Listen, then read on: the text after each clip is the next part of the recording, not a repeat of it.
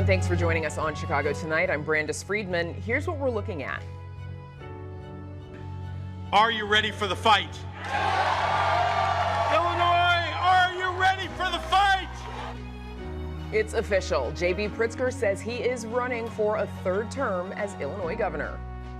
We should be able to conduct oversight here. Congress members react to being turned away from ICE facilities. And a new book shows what it's like working as a Streetwise magazine vendor. And now to some of today's top stories. J.B. Pritsker makes it official. He is running for a third term as Illinois governor. Kicking off his campaign at the Grand Crossing Park Fieldhouse on the south side, Pritsker fiercely defended his record, depicting Illinois as a safe haven in a nation where freedoms are under assault. When I was first elected, I told you that I was prepared to be a happy warrior on behalf of our state, even if it meant going it alone. I suited up to face the carnival barkers and the misery spelunkers and doom grifters. I handed out optimism like a shot of Malort, as a swift jolt to the heart. The workers of today and tomorrow choose Illinois because we built an iron wall around their freedoms, and because we told the fascist freak show fanatics to run their experiments on ending democracy somewhere else.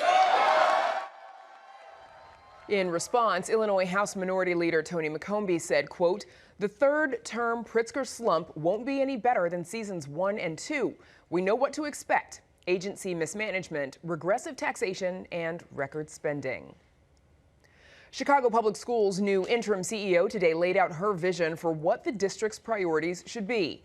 Speaking to the Chicago Board of Education for the first time since her elevation to lead the district, at least for now, Macklin King said she would center the interests of students. Strong leadership begins with listening. I intend to meet with school communities, union partners, central office teams, and civic stakeholders to understand what's working and where we must do better. At the end of the day, every decision we make must center our young people. Chicago's job market is growing strong. Chicago's metro area has seen 11 straight months of job growth and added more than 17,000 new jobs in May. That's according to the U.S. Bureau of Labor Statistics and the Illinois Department of Employment Security. Chicago's unemployment rate dropped 0.2% to 4.9%.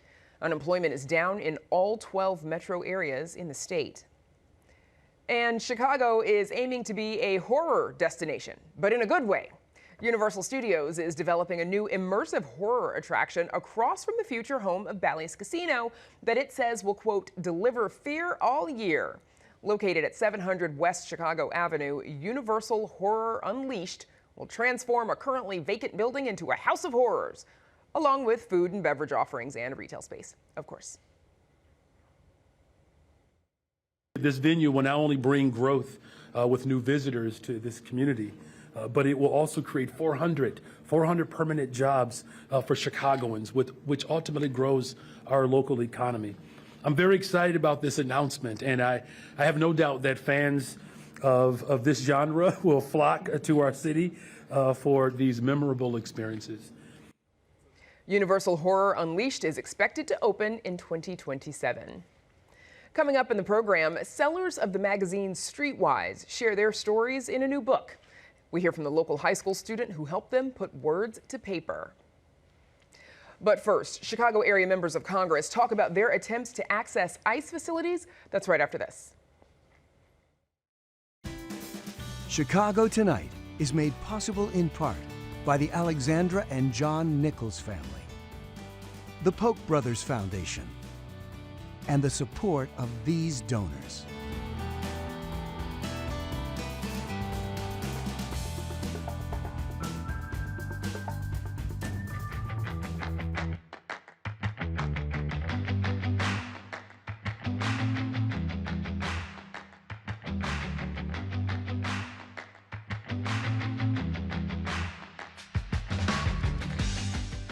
Some members of Congress are saying they've been turned away from local ICE facilities as they seek transparency on the conditions detainees are experiencing.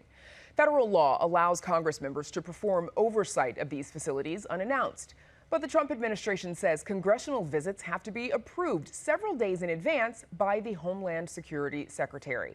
Joining us to discuss this issue are Congressman Raja Krishnamoorthi, a Democrat from the northwest suburbs, Congresswoman Delia Ramirez, a Democrat from Chicago, and Congressman Jesus Chuy Garcia, also a Democrat from Chicago. Thanks to the three of you for joining us. I know it's a busy time for you. Representatives Ramirez and Garcia, I want to start with you because you were both recently turned away from visiting an ICE facility in Broadview, suburban Broadview. Representative Ramirez, starting with you, please. What happened there? We went to go do oversight with Congressman Davis and Jackson. We rang the doorbell and we waited for a long time to have to then head to the driveway where we saw some unmarked cars coming in and out. And Congressman Garcia identified us to someone through a hole of a fence because they wouldn't even have the audacity to come out and speak to us. And when we affirmed that we have the congressional authority to come and conduct oversight, someone who was unwilling to identify themselves just said to us, per guidance from his supervisors, that we should just send an email if we want to come. We were denied access to members of Congress that have full authority through Appropriations Act to conduct unannounced visits. Representative Garcia, what was your reaction when all of this was happening that day? I was very angry and disappointed, to say the least. What brought us to that Broadview facility is the fact that the Trump administration is targeting immigrants indiscriminately, including legal residents and U.S. citizens, and violating their rights and their due process. And we've seen ICE agents operating in secrecy, wearing masks, refuse to show warrants, and disappearing people without cause. That's not law enforcement, that's lawlessness. And we were also there to visit people that we believe are in detention at that facility, even though it's not supposed to be a detention center. But people got a chance to see how ICE is operating in this day and age. These are extreme actions of this administration, and they include kidnapping immigrants and sending them to prisons in El Salvador, in Guantanamo Bay, in the South Sudan, in Libya, and other countries.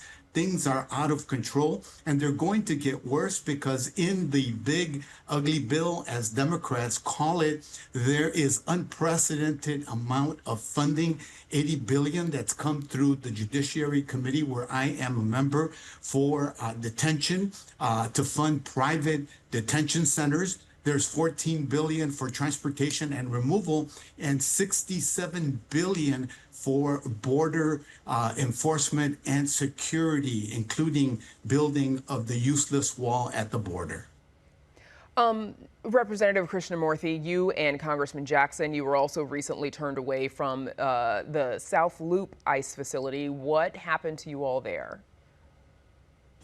Your viewers may be familiar with this, but essentially ICE sent out hundreds, if not thousands, of text messages to residents of the Chicago area, summoning them to this ICE facility in the South Loop for quote-unquote check-in appointments. As they were pursuing their asylum cases or to build their status, people came downtown dutifully, including on Father's Day, and people got snatched, essentially, when they showed up by ICE from their families. Their families didn't know where they went, or where they had been taken, I should say. And so Congressman Jackson and I showed up to the ICE facility to find out, and we were met with a masked agent who refused to identify himself, refused to even show his badge, refused to answer any questions, and then he promptly called the Chicago police to evict us as trespassers from this ICE facility. And that was absolutely unacceptable, and we have since then written to Kristi Noem, the Department of Homeland Security Secretary, demanding inspection of those premises, and we're going to continue to follow up. Okay, so here is a bit of what Congressman Jackson said at that South Loop facility after being turned away at the time. People are going missing. This has been very disruptive and very chaotic. We don't know if there are substantiated, just ordinary missing persons reports that need to be filed, or if people's families have been abducted, or if people are being kidnapped. And we're just asking to clarify, to put an end to this chaos. Representative Ramirez, another thing that seems to keep coming up is that the ICE agents that you all are being confronted with, or that some of the people who may be in the process of being deported are being confronted with, are not necessarily always identifying themselves, sometimes wearing masks to conceal their identity. What do you make of that? I mean, it's not just concealing their identity through the mask, which we find to be completely unacceptable. No law enforcement, no one that's actually up to good things and following rules should be covering their face to start pulling and taking people. But they're also not providing us badge numbers. They're not providing us names. I serve in Homeland Security in the Oversight, Accountability, Investigation Subcommittee. And one of the questions that we brought is, who are these people that are masked? How do they get trained? Are they former correctional officers? Are they subcontractors? Did they put some flyer out there and just hired and recruited people? The idea that we don't know who these people are, and they're unwilling to identify themselves to members of Congress who have congressional authority to ask and enter these facilities, it's not just unacceptable, it's unconstitutional. And these masked agents, if we want to call them, are violating the Constitution. It's why yesterday in committee, we have requested a subpoena to Secretary Noem to come and answer the questions about who they are and why they think it's okay to not allow us to come into the facilities. And of course, Representative Krishnamoorthi, I know you all are referring to congressional oversight. Explain what that is and the duty and the authority of the Congress to conduct that oversight. Well, remember, Congress has the prerogative and the obligation to conduct oversight with regard to execution of the laws. In this case, it happens to be immigration laws or immigration enforcement. And not only that, but we fund that immigration enforcement. And so as a consequence, we have the right to make sure that those funds are spent properly and that the enforcement is done within the law. The fact that they are not willing to answer these questions means that they believe that they are above the law, that they don't need to be held accountable for anything. And what we know from history is when people act with impunity the way that they are right now, bad things happen. That's why a 4-year-old citizen child with cancer is deported from this country. That's why legal residents are being deported without due process of law. And so we know more bad things are going to happen. And so we have to prevent it by conducting this oversight. And of course, you're referring to oversight beyond what we typically see coming from Congress members, which is an oversight hearing that might happen on the Oversight Committee. That can also happen. Obviously, when Congresswoman Ramirez and Congressman Garcia and I and Mr. Jackson showed up, we were basically taking oversight to another level in the sense that, when people don't respond to your texts and emails and phone calls the way that ICE doesn't, by the way, they basically switched off their phones and they don't talk to our offices anymore. Well, we're just going to show up. We're just going to show up and do oversight in person. And so it's a little bit of extreme oversight, but that's what's necessary now. So we did receive a statement just this afternoon from DHS Assistant Secretary Tricia McLaughlin. It reads, quote, "As ICE law enforcement have seen a surge in assaults, disruptions, and obstructions to enforcement, including by politicians themselves, any requests to tour processing centers and field offices must be approved by the Secretary of Homeland Security. These requests must be part of legitimate congressional oversight activities." It goes on to say, "As for visits to detention facilities, requests should be made with sufficient time to prevent interference with the President's Article 2 authority to oversee executive department functions. A week is sufficient to ensure no intrusion on the President's constitutional authority." So a week is an increase beyond what we've previously heard from DHS and ICE requesting 72 hours notice. Representative Garcia, does the very law that gives Congress members this oversight not also prevent DHS from implementing this requirement of notice? That's correct. The law is very clear Congress appropriates funds for the operation of federal facilities. These are federal facilities and federal employees, and we have the right to visit at any time, unannounced. What they are cooking up over the past week seem to be justifications for why they are refusing to let members of Congress do our job. Those are not requirements that had been in the law. They are not in the law. They're making it up in an effort to hide something. We want to shed light on what is going on. We want to see the conditions. We have constituents that we want to visit, and we have a right to know whether people have food, whether people are getting water, whether people are being able to take their medicines, whether they have beds to sleep in, because we have heard stories to the contrary. There's also an overabundance of people that are being detained in inadequate facilities. We simply want to verify and have the authority to do so under the laws of this country. With respect to the first point that spokesperson for ICE made, the protests and the intensification of the protests occurred after provocation by large numbers of federal agents that have been mobilized and assigned to monitor court rooms, to be at these report facilities. It's what triggered the situation in LA, the mass resistance to the arbitrary and profiling of people that includes the detention of people for how they look, where they seek work, and of course for their detention and subsequent deportation, which now has expanded to include legal residents and U.S. citizens. The question is, who will be next if this continues? Okay, we'll have to leave it there, and we look forward to hearing from you all as well as DHS in the future as this continues to play out. Our thanks to Representatives Delia Ramirez, Raja Krishnamoorthi, and Jesus Chuy Garcia. Thanks to all of you. Thank you. Thank you. Up next, vendors for the magazine Streetwise share their experiences in a new book. We hear from one of them right after this.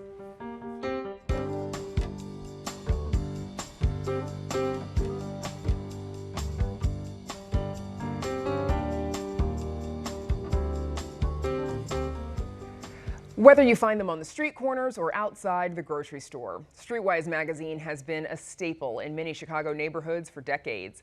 For the people who sell copies of the magazine, it's more than just a job. It's often their way out of poverty, homelessness, or other challenges.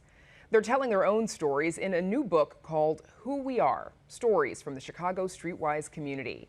And joining us with more are A. Allen, a Streetwise vendor, and the book's author, Anthony Mateos, a student at Evanston Township High School, rising senior. Congrats to you. Thank you for both being here. We appreciate it. Thank you so much for having us. A. Allen, let's start with you. You've been with Streetwise for 15 years. What was going on in your life when you found them? Okay, when I found Streetwise, it was a way up and out of alcoholism and drug addiction. Okay, when I came to Streetwise, it was like the last house on the block.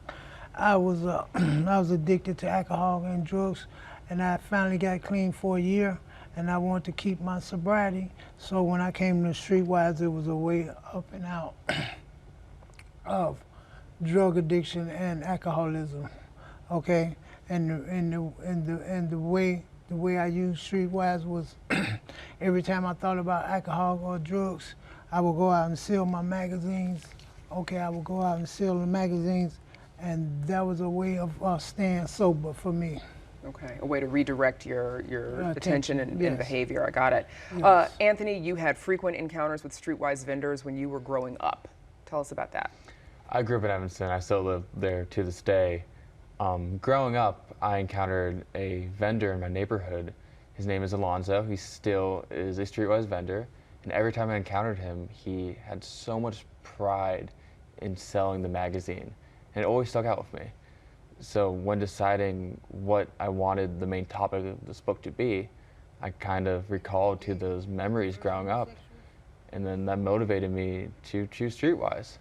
And to tell the stories of the people who are selling Streetwise, including the man who's sitting right next to you. What does selling Streetwise mean to you? What is it? It's been 15 years. Obviously, it served its purpose in the beginning. What does it mean to you today? It means the ability to to be an entrepreneur and to navigate my own life by Streetwise offer a lot of opportunities to be your own boss, or to be self-employed, or to be an entrepreneur, which means I get to choose where I want to sell, what times I want to sell, and how long I want to stay out to sell the papers. You know, that's very important to me. You know, to be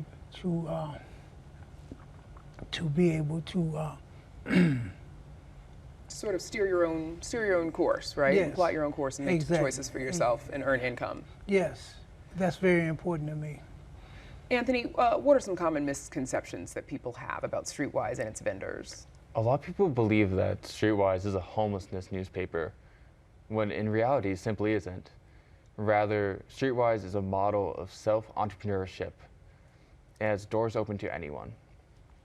Streetwise operates under a model where vendors could buy the magazine at the price of $1.15, and then they could resell the magazine at $3, so they could gain a profit. This makes it so that they are their own boss. Like A. Allen, for example, he gets to choose his own hours, he gets to choose where he works, and it's just such a great experience. It really is. It really is. And, you know, Streetwise motto is a hand up and not a handout, you know, and that's very important, you know, because Streetwise vendors are not out bigging. We out as entrepreneurs. We're giving you something in exchange for your money, and not only for your money are you helping the individual, but you helping the organization as a whole.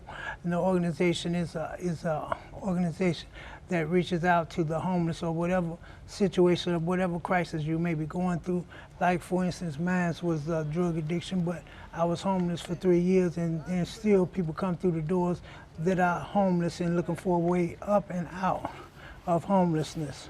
Or whatever your situation may be, or whatever your crisis may be, Streetwise can offer you some help.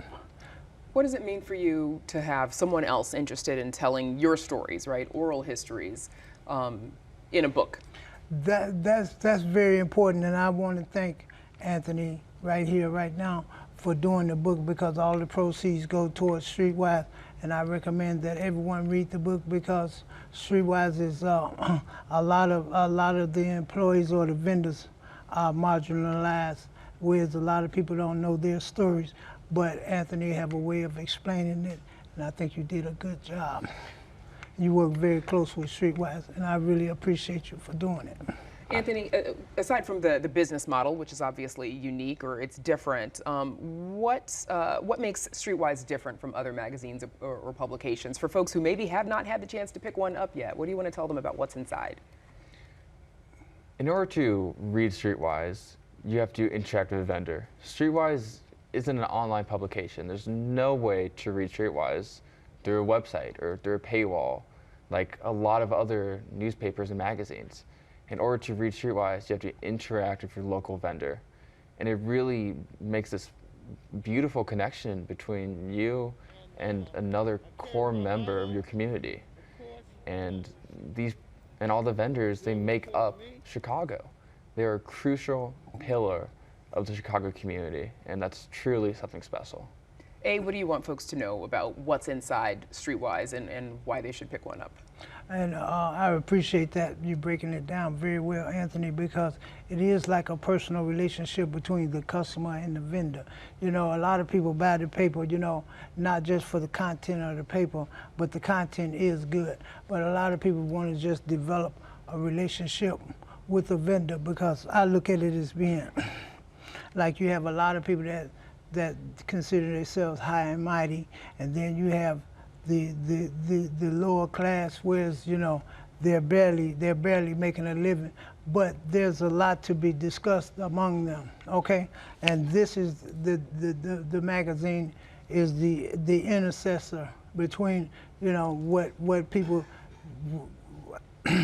you normally wouldn't meet, just like I normally wouldn't have met you, but I'm here today because of Streetwise, in the same way it is out there when we're selling the papers. People that you normally wouldn't meet, you know, because I get a chance to meet lawyers, doctors, Well, architects. Yes, and today I get to meet the two of you, so thank you both for joining us, because I know you've got two copies with you, one that celebrates Juneteenth, another with Pope Leo, celebrating his Chicago roots on the front, and I also noticed there's a Venmo QR code. Yes, it is. So if you don't have cash, people, you can still purchase a Streetwise. Okay, and now today, as of today, we're using PayPal too. PayPal as well, so no excuses. We have to leave it there. My thanks to A. Allen and Anthony Mateos for coming in. Congrats to you both on the book and its success. Thank you so much for joining us. Thank you so much for having us.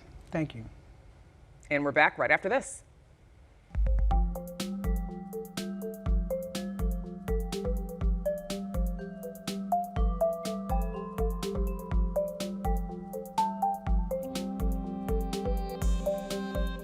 And that's our show for this Thursday night. Join us tomorrow night at 5:30 and 7 for the Week in Review. Now, for all of us here at Chicago Tonight, I'm Brandis Friedman. Thank you for watching. Stay healthy and safe, and have a good night.